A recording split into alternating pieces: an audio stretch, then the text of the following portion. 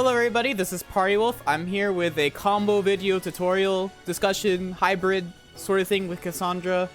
I want to do like a little rapid fire information sort of video that can help people understand how to use her combos without having to research too long. So today we're going to be talking about her combo fillers, her combo starters, so like basically launchers I want to mainly talk about. Her combo enders and her bound moves. So let's get right into it. So just to start off with, she has her 3B. This is like her standard launcher that you would use to whip punish or block punish. It's 20 frames, it can hit grounded, it's barely punishable, so definitely get familiar with it.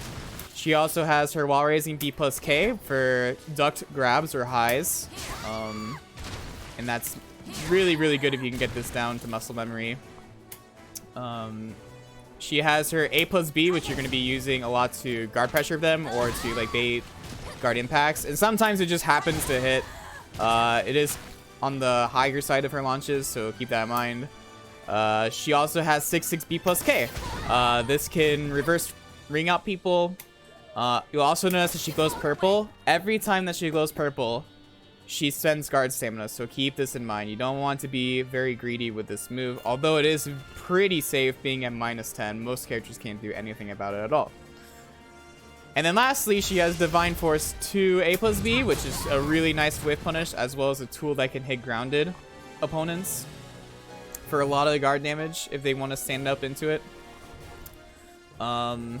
But the issue is that it does require Divine Force. And another thing I want to talk about with Divine Force very quickly is if you use a Divine Force move, any of them, you restore 10% of your guard stamina. So you can heal your guard gauge. However, you do lose opportunities in the future to do, let's say, a 6B A plus B whip punish with Cassandra. And that does a lot of damage to be missing out on. So you better be sure that you want to use it. Because you can use it either for the damage purpose or for the fact that it does heal your guard. And those are like the main launchers that you're going to be using with Cassandra. There are some stuns that are pretty nice on counter hit like that. But we'll talk about those later because I feel like they're not as important as getting the launchers. As far as her combo fillers go, it's mainly her wall rising B. So if you have a high enough launch, so pretty much everything besides 3B, you can do a wall rising B and pop them up again. And this is very useful for cranking up your damage. However, some of the windows to link it is very tight, like off of a wall rising B plus K. This is actually pretty tight.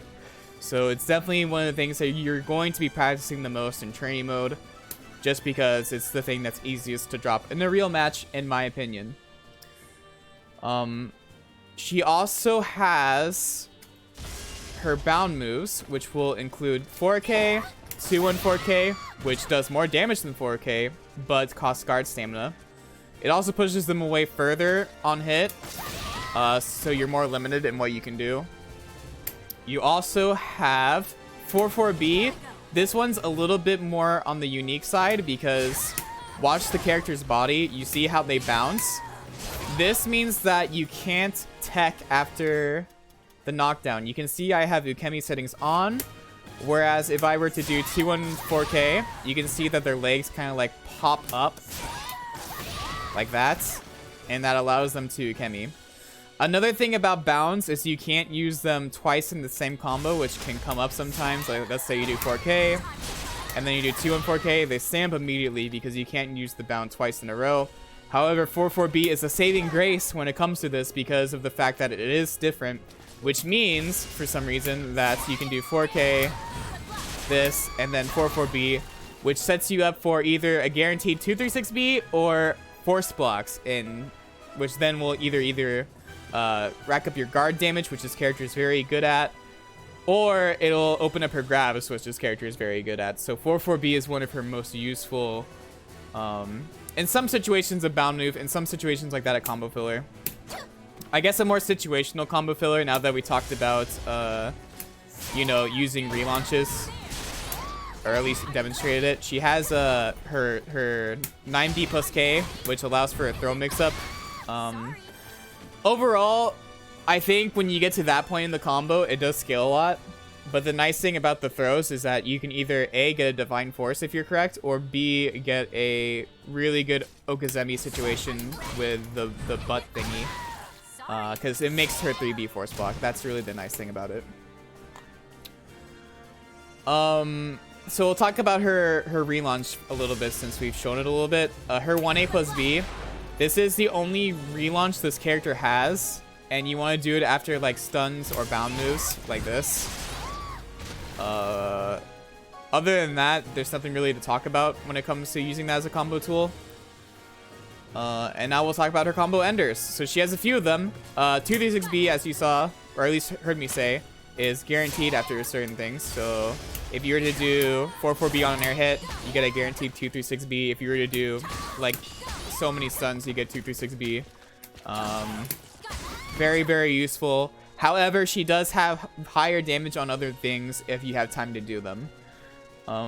She also has 6B plus KA, which is, you can basically use every time you, almost every time you do 236B. So like after the stuns, you can do that move. However, the issue is you can air control during it, which is the main reason I don't like it. It also costs guard stamina. So most of the time I don't go for it when I can have 214K readily available. Just because just pressing immediately after 6B plus KA in a combo tool is just annoying just because of the fact that air control is enabled. So I don't highly recommend it, but it does pump up your damage optimally in some situations, like off 2B counter hit. That is when it will pump up your damage the most. And then lastly for combo enders, which is the ones you're going to be seeing most of the time after bounds, is her 6-6BB. Cranks up a lot of damage for 64, and she has 236K with her 61. But the nice thing about 236K is you're generally closer to the opponent than if you were to do 6-6BB, which makes it easier to carry on pressure, which is super, super important for this character because once she gets going, she's really hard to stop due to her grabs and due to her guard stamina and due to her strings, quite frankly. She has like quite the complete package when it comes to her offense, so I recommend 236K overall. Another thing about 236K, I will say, is that there is an extension in Season 2, which will make it your highest damage combo ender overall. There are some niche things that you can use in her launchers, such as if you were to, let's say, have an opportunity to use 2 and 4A, you can do it. But if you were to do 2A plus B, you may as well do her 4-4K bound move, which I think we talked about earlier. And it does quite a bit of damage for 91. So you don't get the Divine Force, but you get quite a considerate amount of damage. Also to note is her Soul Charge. It can make some combo fillers more useful. Like if you were to do 2A plus B, the Frisbee Toss is really nice because you will stay in Divine Force. And you can crank up damage to be really, really high. Thanks to the Frisbee Toss allowing for 1A plus B to happen again. You can also choose to do her 236B, or 236A plus B, I should say, which is basically her 236B with an extra hit. This is very nice for ring outs. And something to note about her Soul Charge is if you use her Divine Force moves, it depletes very quickly.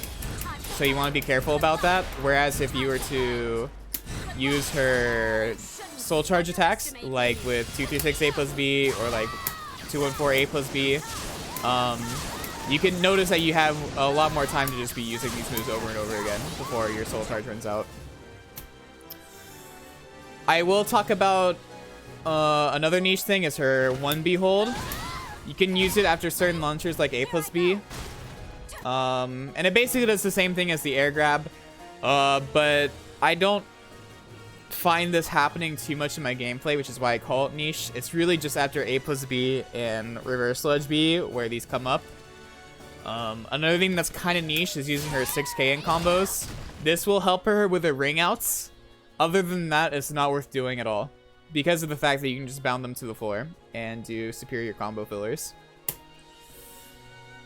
Another thing that is not really niche, but it's not guaranteed is the issue, is her grouse grabs. So you can have a situation like with her 2B plus K or like her 3K where you can do a crouch grab immediately.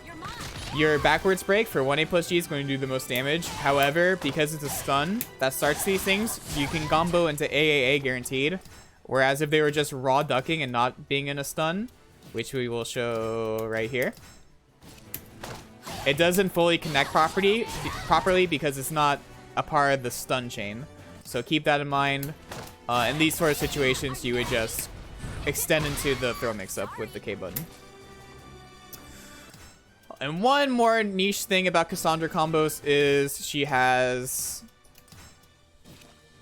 the infamous butt 4-4B plus K. The thing that's super cool about 4-4B plus K is it has the best forward ring out carry between anything that she has. However, you need a higher launch. Like, you can't do it after this per se. Whereas you could do 6K here. And those are the main combo tools for Cassandra. She does have wall combos, but it's mainly off 236B. She could do 2B counter it or 4-4A counter it, but these are harder to set up just because of the fact that you need the counter it. 236B is 16 frames, so you can use it for punishes as well as after a guard impact. To then get combos, which I will try to show instead of mess up immediately. And then you would do 6B AB, and then you would do 236B again, or 6B plus KA. Other than that, that's mainly the Cassandra combo video tutorial. If you have any question about Cassandra combos, let me know. Overall, I want you to keep in mind for the future that if you use Divine Force moves, you can restore your guard stamina, which is super nice on top of pumping out damage. The only way you can mess that up in a real match is if you use it and then you don't have something like 6B A plus B readily available for whiff punishes when they make a big mistake. Because that can crank up, that can almost like touch a death them depending on how you're playing the game. Just doing like a really high damage combo and then doing a couple of 6B A plus Bs can be like basically the round. She also has her purple moves, like we were talking about earlier. These consume guard stamina, and I'm sure you know the problem with this is that you can get your guard broken. But the nice thing about Cassandra is if she's in red guard damage territory, she does have a lethal hit on her full crouch AK. If her guard breaks completely, she has full crouch 3A, which is a new thing to Season 2, and it's so cheap. So sometimes breaking your guard could be a part of the game plan. But realistically, depending on the matchup, if you get guard broken, you might be dead. So be very careful about that. And of course, she has CEs. Her CE without Divine Force costs guard stamina and gives her Divine Force. If you use the Divine Force CE, it heals your guard stamina as well as cranks up the most damage since it has the extended super animation. And that's really it. Everything else is not too important. Like, she does have a couple reverse ring outs, like off this. And the 6B plus K combo we were talking about earlier. I could just do it real quick. But yeah. Anything else is pretty specific. I will say, I guess one thing I could talk about real quick that isn't important either is she has A6 AA in certain combos to do crouch grab mix-ups, but that's not really important. Also, she has a 3A A plus B, but it launches differently if you use it in the stun. But as far as I can tell, this is not important at all. So that's the Cassandra video. I hope everybody liked it. I know I kind of fumbled on my words a little bit and talked about some things a little too long, but I do hope it was useful information, as concise as I could possibly make it. And thank you Mixbox for helping me with supporting the videos. If you guys like the video, don't forget to like and comment with your questions, as well as visit Mixbox Arcade links that I will put in the description, since they're the big reason why I'm able to do this. So thanks everybody for watching. Bye bye.